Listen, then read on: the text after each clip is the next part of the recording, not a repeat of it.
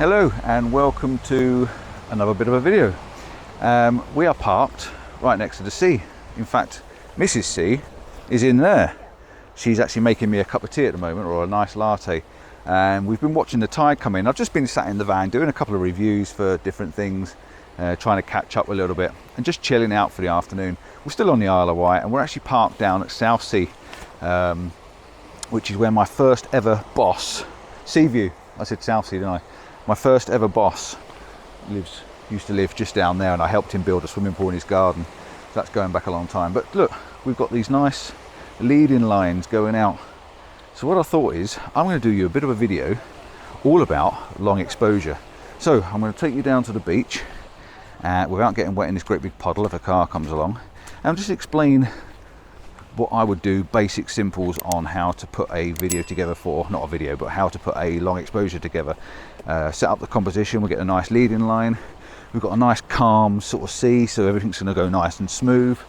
I've got the two forts that are out in the background. Hopefully the two forts will work quite nicely with one of the leading lines. And then, you know, putting the filters on, showing you how I put my filters on, 10 stop maybe. And I sort of kind of guess the exposure because I use Aperture priority. But yeah, I could try and sort of explain how you can use an app maybe to work out your time and get that right. So yeah, I can't get any closer than this than the beach. Look, the van's there just up on the top here and I'm on the beach already. Now the tide is coming in a bit quicker than I thought it was because I could get the pipe, but now we've got these nice little stumps sticking out. So yeah, I'm going to use this as a leading line, get the forts in the background, and this should turn out quite a nice shot, apart from the seagulls in it. We'll have to clone them out. So use the stones to put my bag on to keep the sand out as best I can, get my tripod out, and then we'll hit the go button and tell you what we're doing. Right, so how would I take a long exposure? First of all, I'd get my camera out and just have a look and see roughly where I want to be to set up the tripod. Now what lens have I got on here? I've got my 10 to 24, which should be okay to start with. So I'm just going to have a little look through this, through the viewfinder, and get an idea of where I want to put my tripod.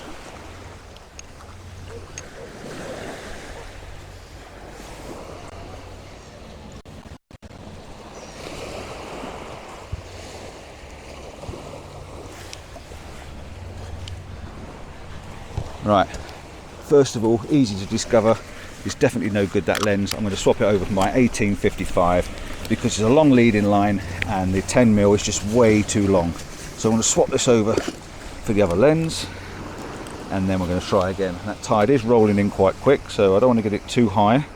I want to get it with a nice long leading line if I can. So we'll swap that over and we'll have another quick look. And my bag is staying on the rocks.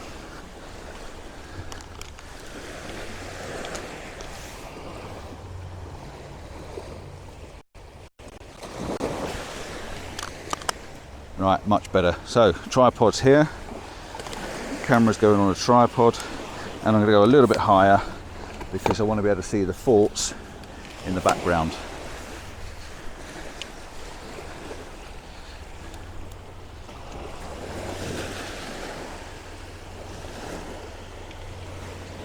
So setting up my composition, camera on, I'm going to zoom in, get my composition set up where I want it, bit of a leading line, push the tripod deep into the sand, and I'm going to lead in from the right to the left, and the forts are going to sit up in the background. I'm going to put the marker point bang on my thirds and focus on one of the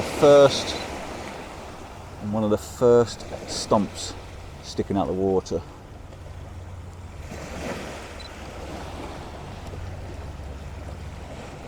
And I'm going to make sure my 2-second timer's on. Single shot, exposed so the histogram's in the middle, and take the shot. So that's my first base image done, and then I can start messing around with the filters and seeing what we can create out of it. So, pack of filters. There's hundreds of different types of filters you can use, but I'm just using the case magnetic ones. I don't want to grad because everything's very grey out there. All this lot can sit in my bag. I've just got to keep one eye on the tide at my left eye to make sure it doesn't creep up on my bag. So I'm going to take you over to the tripod and show you how these work. So when I've got my filters, what I do is on the side of my tripod I've got this little loop on the side that I've attached and I can just clip them on the side of my tripod, and I know they're hanging there, and I can let go, and I'm going to leave my filters hanging on the side of my tripod, so I've got everything attached. Right, I'm going to mount you on my tripod so I can see what I'm doing, and the first one I'm going to do is I'm going to go for a 10 stop. I'm just going to lift the 10 stop out and stick it on the front of the camera, just like that. Done. It's on the front of the camera, and all I've got to do now is check my exposure, see what it's giving me, and it's giving me 4 seconds, so I'm just going to try a 4-second exposure using aperture priority. Make sure the image stabilizer is turned off, because we do not want the image stabilizer on. I'm just going to adjust you to get you in position so you can see me. I know it's a little bit dark with the brightness behind me, but at least we can stay on board with it. Right, so 4-second exposure, let's have a little look. Zoom in, and I would say it's quite dark. So I've got the camera, I've actually got the camera still on brackets, so the bracketed shot works quite nicely, in all fairness, because the slightly brighter one is the one that's working for me. So let's have a little look, have a bit of a nose. Dark ones, don't really need them, the light one's good, and the very light one's even better still.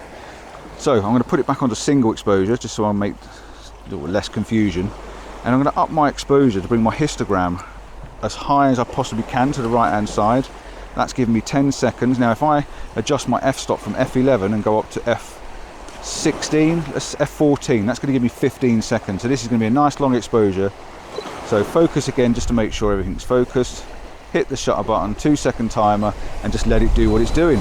Working in aperture priority, I don't have to worry about trying to work out what shutter speed it's going to be. But I will explain to you how I can use an app and get it to work pretty much more accurate.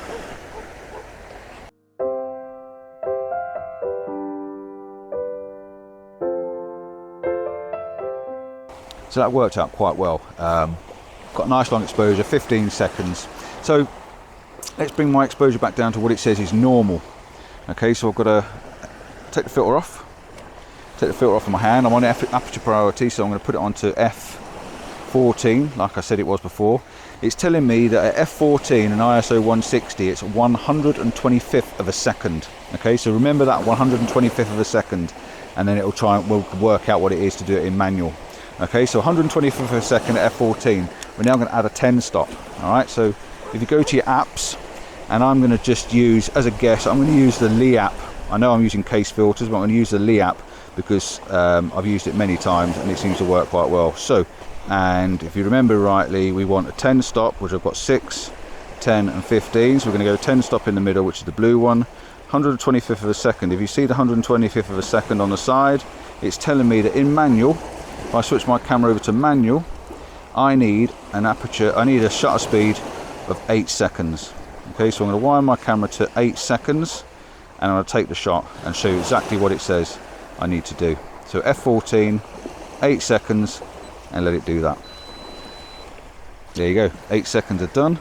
Let's have a look at the exposure, see what it tells me it's getting. And it's a quite nice even exposure. And again, you can then add a little bit to it. You can, if you want it a bit brighter, a bit darker, you can add a little bit of time to it. And this is a very basic, very simple way of telling you how to do a long exposure, but it works. Okay, it does work, but I use aperture priority because I don't have to do all the thinking. If I wanted to do a really, really long exposure, let's say I put the 10 stop and a 6 stop on my camera, I can normally override it. So if I go back into manual in my timer mode, I can override my camera to tell me that I can have 2 minutes, 3 minutes, 4 minutes, and I can work it out like that. It doesn't always work out right on the apps. So let's say on the app, before I had a 125th of a second, didn't I? So let's pretend I've got a 15 stop on. So let's have another little look at the old app. So I'll go into my apps, and this time I'm going to click on my, let's go to the Pro Glass one and try that out, see if it makes any difference. So I'm going to go to 15 stops. All right, now I said it was 125th of a second. That's telling me 4 minutes. So I'm going to add 4 minutes to my exposure at f14, and I'm just going to knock that down to f13 to give me that one extra stop I want, because we've gone to 16 stops on there because I've got a 6 stop and a 10 stop. So I'm just going to try that and see how that works. 2-second timer, 4 minute exposure, and I'll speak to you in a minute. Still got another minute and a half to go on it. I'm going to take 2 or 3 more shots. I'm going to take another one of these double groins. I'm going to take some of the single groin, and I'm going to also take some looking straight down it. So I'm going to take 2 or 3 images, put them up on the screen for you, show you all of them, let me know which one you prefer, and then yeah, maybe we'll move to somewhere different and carry this video on, or maybe I'll try and do a bit more of an explanation for you. But I just wanted to do something really simple on how to do a basic long exposure, so hopefully that's clear so far. But yeah, I might explain another one for you in a sec.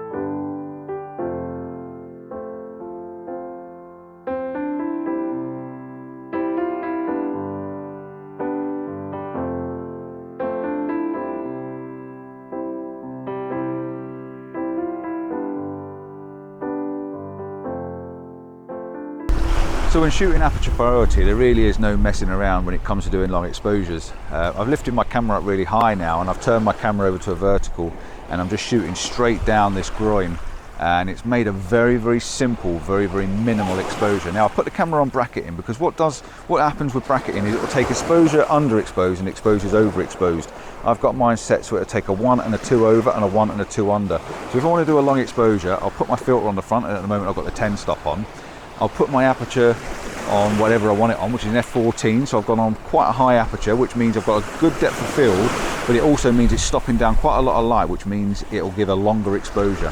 And then it'll do 4 or 5, it'll do 5 exposures, 1 at normal exposure, 2 over and 2 under. Now the over exposures are normally the better ones for long exposures. As long as I've got all the detail where I need the detail, I can use a nice long smoothed out bright water. And I've just had a look at this on the screen, and my brightest one looks really, really good. Very, very minimal. And if I can bring up the time for it, it's telling me it shot it for 28 seconds.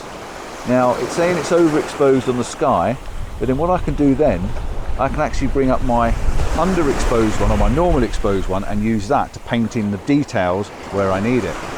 Really cool idea. Simple long exposures.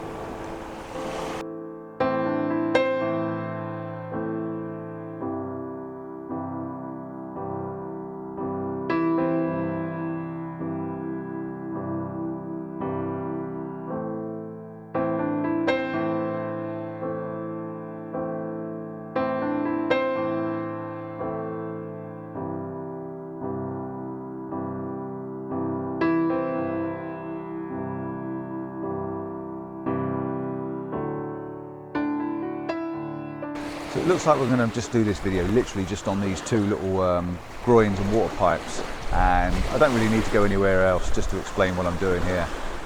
One bit of advice I would give you as well is if I've got spikes on my tripod, and if you can't find some rocks or something solid to stick them on, bury them straight into the sand. Mine are down here, and I've wedged the tripod as hard as I can into the sand, trying to avoid as much of the movement as possible, and that tends to normally work. If the tide does come in and wash over the top of your legs, it shouldn't move too much. If you're in a really soft sand, it may sink a bit, but if you can bury it in as far as you can till it goes tight, it shouldn't move anymore. There's a good little bit of advice. I've moved again, and I just want to try and explain another little hint and tip for you, or a little bit of advice that I can give in any way I can give.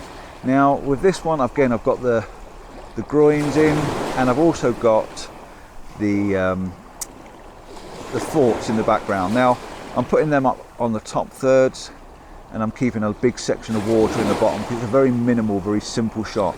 Now what I've done is I've taken one shot just now, and I'm now taking another shot, and I want you to have a look at it and just see the slight difference between the two. Again, I'm bracketing. I'm going to be using my overexposed ones because at the moment I'm liking the overexposed ones better than I am the underexposed ones. It's giving you a lot more of exposure, a longer exposure, the water's a lot smoother, and I like that high key look to them. And the difference between now and what I've taken before is I tried to get more separation between the posts. The first one I took, I put the tripod down and hit the shutter button, and as I was looking at the image as it was taking it, I noticed that the posts were overlapping. Overlapping the posts doesn't work because it blends them into a big fat post, so you're better off spreading them out as much as you can to try and get the posts as a single post. Now I've got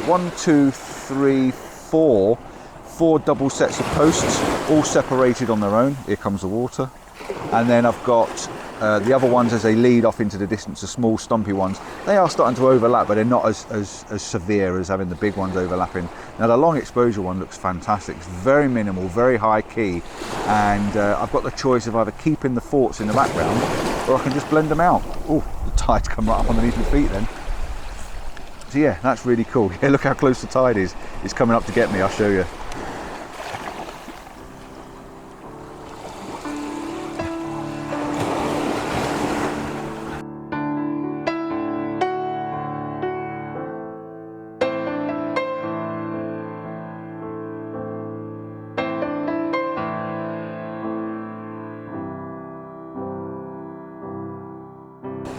So the other thing when shooting seascapes and long exposures as well is to experiment, to try your tripod, different heights, lift it up, lift it down, move it around, and also the sea's changing levels. So from when I first got here, I got the big stumps sticking out and you can see the water pipe. Now all I've got is these little stumps of wood just poking out the water.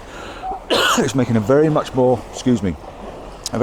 minimal, high key, softer image about it, and I really like it. I've now gone quite wide as well because the sea's moved up towards me, so I can further it back and I've got more of the groins, more of the stumps in the water. So the sea's changing all the time. So when you're doing these long exposures, you either follow the sea out or you follow the sea in, and it gives me a great variation of different long exposures. And the conditions are spot on for doing these long exposures because the sea's calm, it's just washing in, washing out. The skies are blending in with the sea a little bit, the same sort of colours, and I really think it's quite a nice long exposure shots. And again, I've got another one done, so I might even look at going even wider and putting even a few more groins in and having more sky, because it's come up even higher now and it's just catching the last set. So I can go even wider, even more high key, and yeah, fancier still. I'll come back over the same side as where I started. Denise is out as well, she's behind me shooting and she's doing some long exposures, so I'll stick a couple of hers up. Excuse me.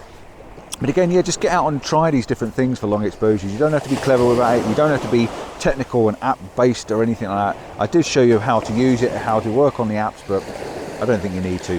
Put it in aperture priority, set up your exposure. Denise is in full manual because she's doing long 2-minute exposures, and I've got a ship coming across now and the ship's just moving through the image. So yeah, don't get technical about it. Put it on aperture priority, put your ISO on as low as it'll go, and get the best quality, and just hit bracketed shots different times and just find the one you like the best. Make it easy for yourself and just enjoy being here and watching it.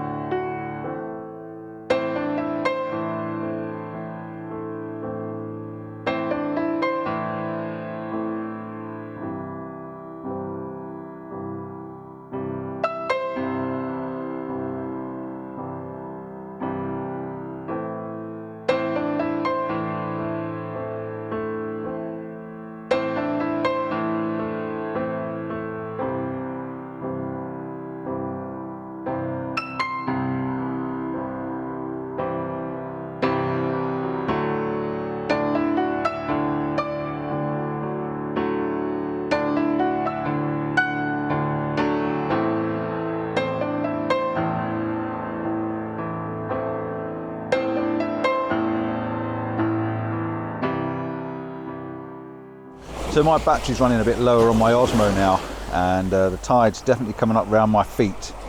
So I'm just having a bit of a tinker with the last marker post, and I've gone for something really minimal with just a marker post and the slightest of groin showing in the water. And I'll take one more. Marker post is bang on my thirds, and all you're going to get is the slightest little marks in the water edge, and then the marker post with the can on the top. And that's it. Very simple. Thanks for watching the video. Don't forget to like and subscribe. I hope that it was interesting to you. I just wanted to make a very simple, no messing around, slow knitted video, and I've made one. So yeah, get out and shoot, get down the beach or as near as you can to water, and just take some photos and enjoy it. I'm going to now spend the rest of the watch the rest of the water lifting up, coming over these groins, and have a cup of tea. See you all soon. Ciao for now. Don't forget, like and subscribe, give us a thumbs up, it does help. Bye.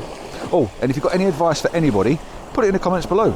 If you know how to take a better exposure, long exposure, if you know how it should technically be done, all the maths and algorithms and stuff like that, put it in the comments, let people read it. Cheers, bye.